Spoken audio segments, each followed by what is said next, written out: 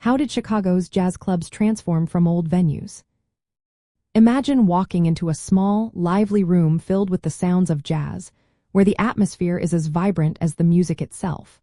That's how Chicago's jazz scene has evolved over the years. In the early days, many jazz venues in Chicago were simple places like social lounges or multi-purpose spaces.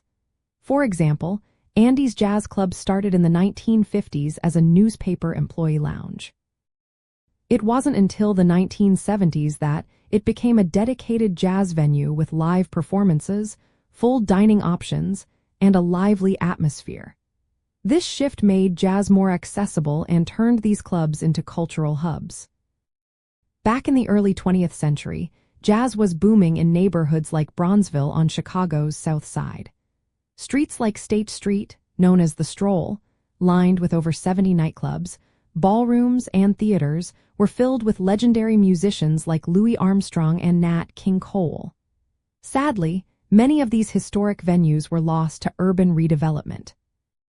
The Illinois Institute of Technology campus replaced parts of the Stroll, and grand ballrooms like the Regal Theater were torn down to make way for new cultural centers. Still, some sites like Forum Hall remain as reminders of Chicago's jazz golden age. As jazz music changed after World War II, so did the clubs. Chicago moved from early New Orleans-style jazz to blues and bebop influences.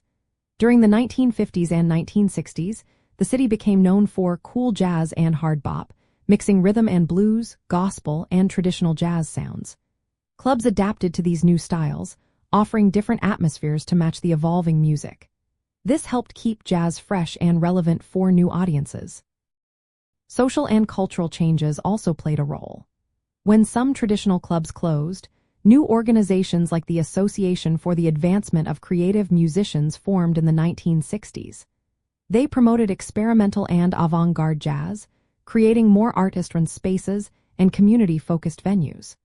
These new clubs allowed musicians to push boundaries and experiment with their sound, making Chicago's jazz scene more diverse.